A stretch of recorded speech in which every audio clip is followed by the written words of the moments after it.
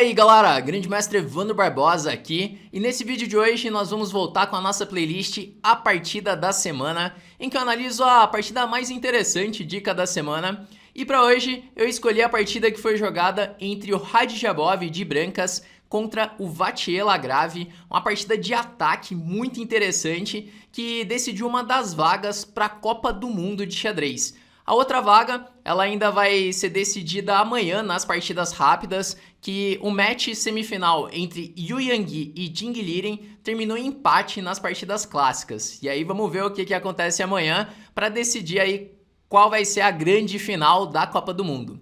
Eu particularmente acho que o Jing Liren vai conseguir passar e ele é o grande favorito aí para conseguir ganhar a Copa do Mundo. Deixa aí nos comentários o que você acha, qual vai ser a grande final e quem é o seu favorito para ser campeão aí da Copa do Mundo de 2019. Bom, mas enquanto isso, bora lá analisar a partida entre Radjabov de brancas contra Vattier Lagrave. Então, o Radjabov, ele começou com lance 1, cavalo F3. O Vattier respondeu com cavalo F6, então C4 e agora C5, levando assim para posições da inglesa simétrica. Então a variante bem sólida em que o Radjabov, quer dizer, o Vattier Lagrave é um dos especialistas dessa variante. Eu jogo a simétrica também e tenho o Vattier Lagrave como um dos jogadores de modelo nessa posição, só que ultimamente o Vattier Lagrave ele tem sofrido bastante com essa defesa.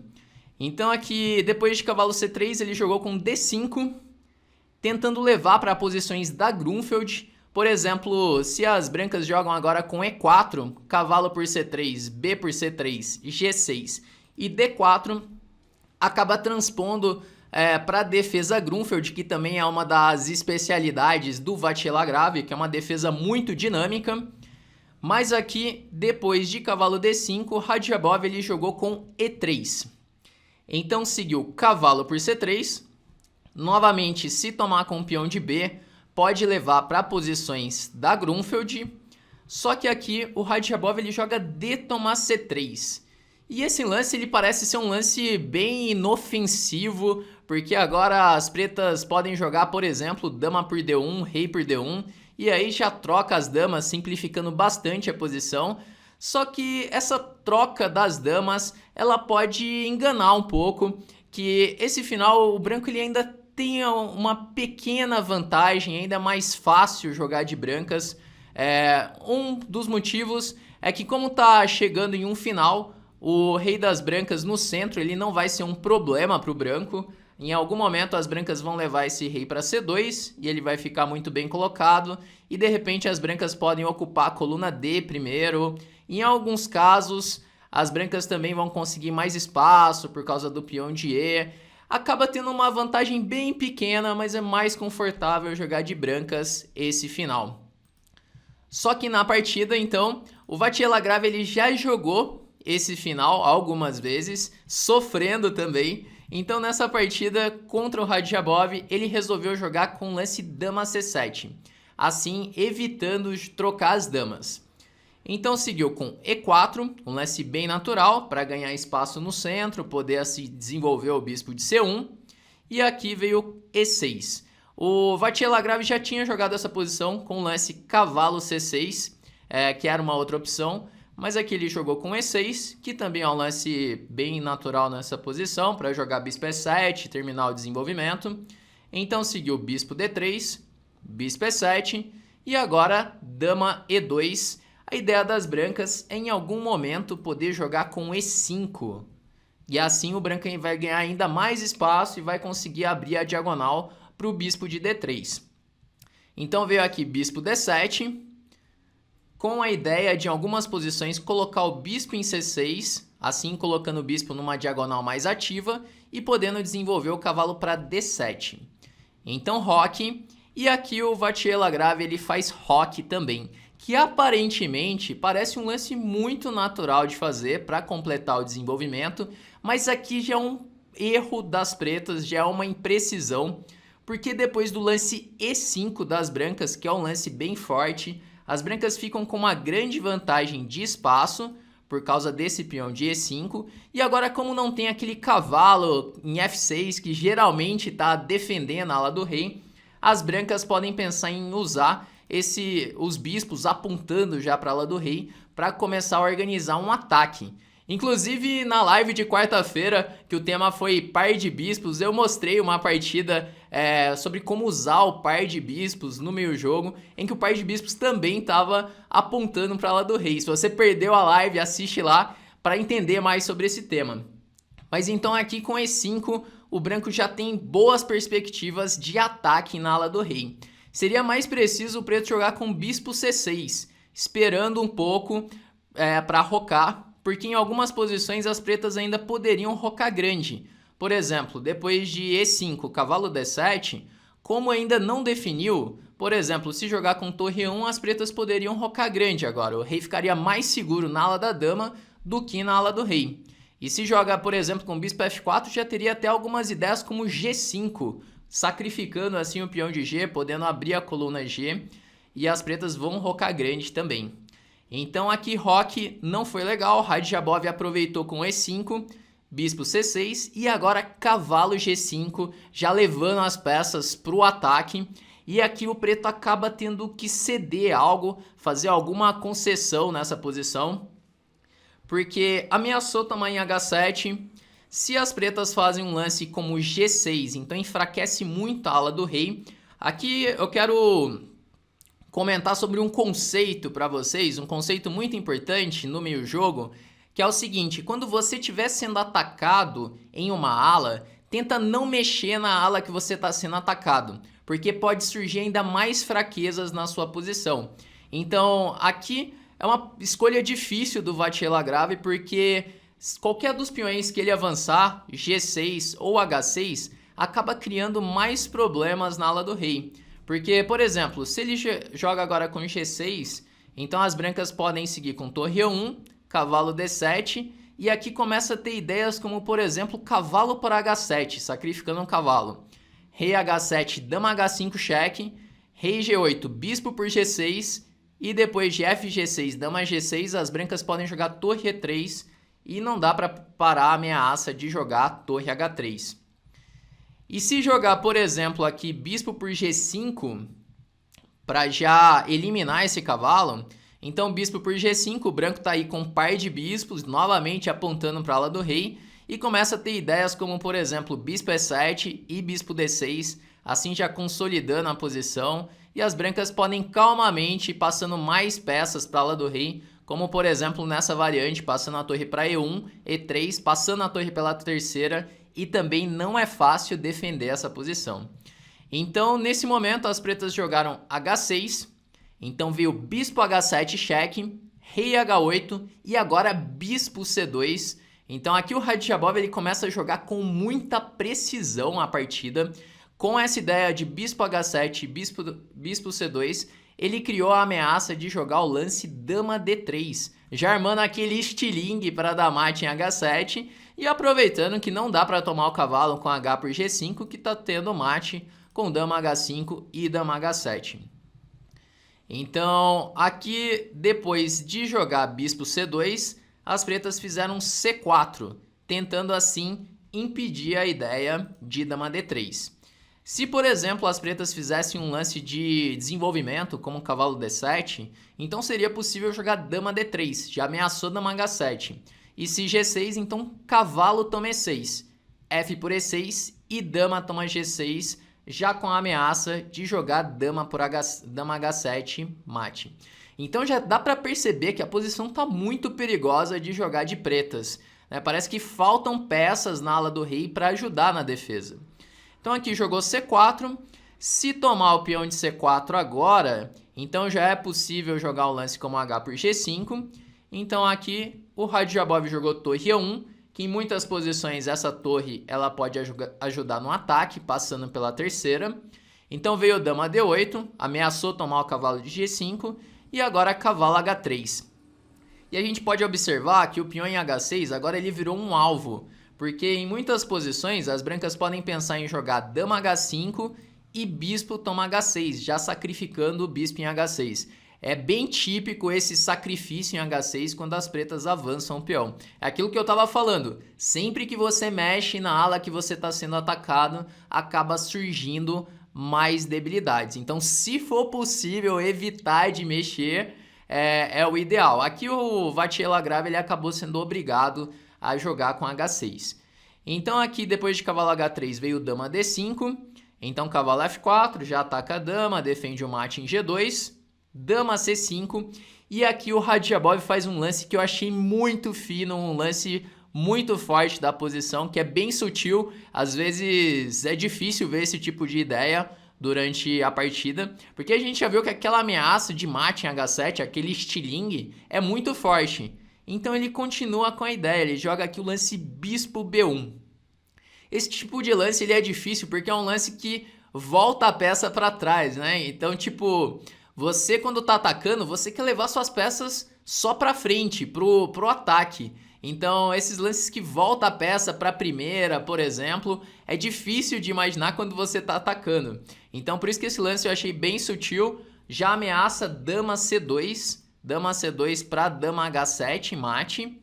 Por exemplo, se faz um lance como cavalo D7, então dama C2. G6, pode ganhar um tempo em cima da dama. Dama A5 e agora cavalo por G6. FG6, dama G6, ameaça o mate em H7. Se jogar torre F5, bispo por F5, E por F5. E agora bispo D4 com a ameaça de E6. E aqui já não tem defesa para as pretas. Bom, então depois do bispo B1, veio o bispo G5 e agora um outro lance forte aqui. As brancas fazem um lance cavalo toma E6, sacrificando a peça e aproveitando um motivo tático da posição, que depois de F toma E6, que é forçado, vem bispo toma G5. E não dá para jogar H toma G5, que as brancas fazem dama H5 cheque, rei G8, bispo H7, rei H8, bispo G6, rei G8 e agora dama H7 mate. Então, depois dessa combinação, as brancas conseguem ganhar um peão. O branco está com o peão a mais limpo aqui e ainda o branco continua com o ataque. Então aqui jogou dama D5, tocando em G2, dama G4 e veio o cavalo D7. Quando eu estava assistindo a partida ao vivo, eu imaginei que aqui o Vattier fosse jogar dama por G2, mas depois de dama G2, bispo G2, rei G2, H por G5, essa posição ela é bem difícil de jogar de pretas também. O branco ele continua com uma grande vantagem, então tem várias debilidades aqui na posição das pretas e não vai ser fácil jogar essa posição. Então o Lagrave ele preferiu jogar com o cavalo D7, mantendo as damas, que assim ele poderia tentar criar alguma complicação ainda. Então veio bispo E4, cavalo por E5, dama H5, tá tocando na dama de D5 agora, então dama B5 e bispo toma H6. Então cedo ou tarde ia chegar esse sacrifício em H6, né? Tava pedindo para ser feito esse lance em algum momento, né? Porque se tomar em H6 vai levar mate. Então jogou aqui bispo E4, bispo F4 cheque, rei G8 e agora dama toma E5 e as brancas conseguem consolidar toda a vantagem, ficando com um peão a mais limpo. E agora vem a parte técnica, a parte de converter a vantagem. O Lagrave ele jogou bispo D5, que o final aqui, apesar de ter a presença dos bispos de cores opostas, é um final bem triste de jogar de pretas, né, que o preto não tem nenhuma possibilidade de criar contra-jogo, e o branco ainda tem ideias como passar a torre para G5 em algum momento. Então essa posição aqui, passar a torre para G5 em algum momento, esse final é bem difícil de defender. Então o Lagrave preferiu manter as damas, fazendo o lance bispo D5. Então seguiu torre E2. É interessante ver como que o Radjabov vai consolidar a posição agora, aos pouquinhos. Ele vai melhorando a posição sem dar nenhuma chance para o adversário. Então seguiu aqui torre F5, dama E3, dama E8, F3, assim limitando o bispo das pretas.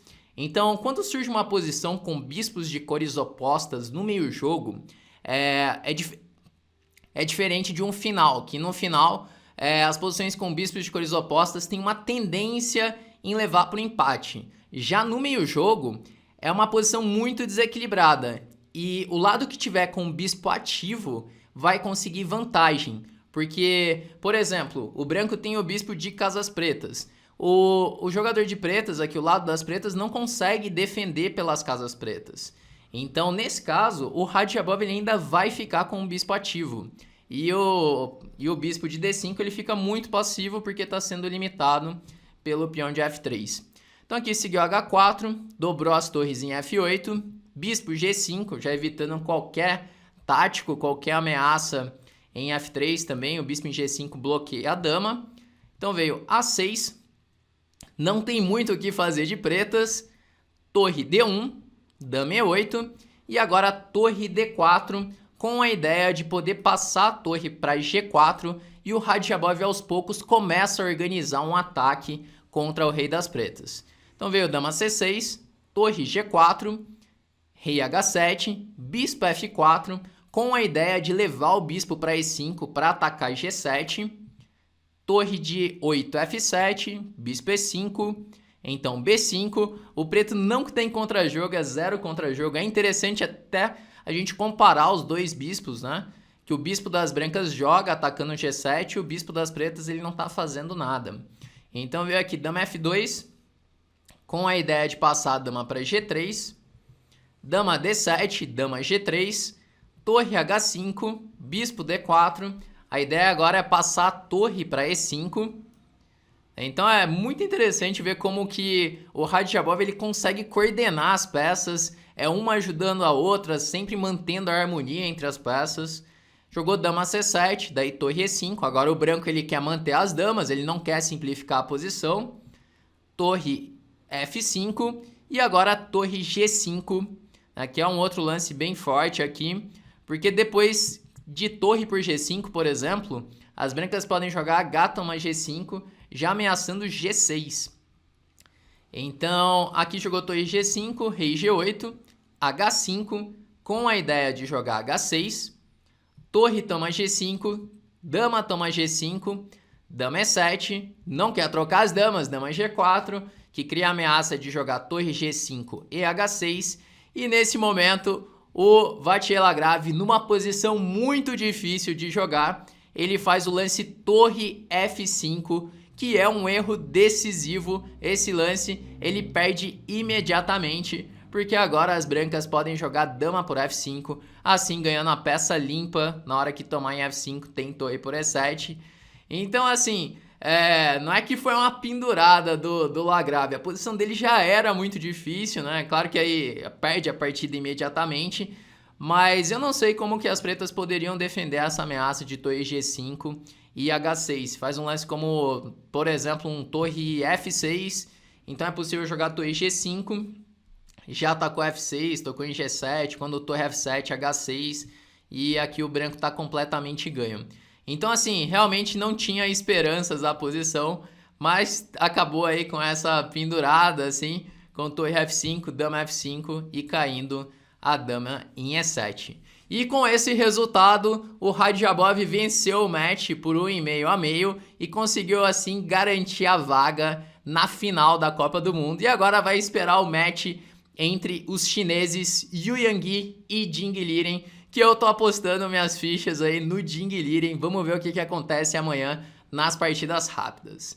Galera, então é isso que eu queria mostrar aqui pra vocês. Essa é a partida da semana. Deixa aí nos comentários o que você tá achando da Copa do Mundo, o que você acha dessa partida e qual que vai ser a grande final aí da Copa do Mundo, beleza?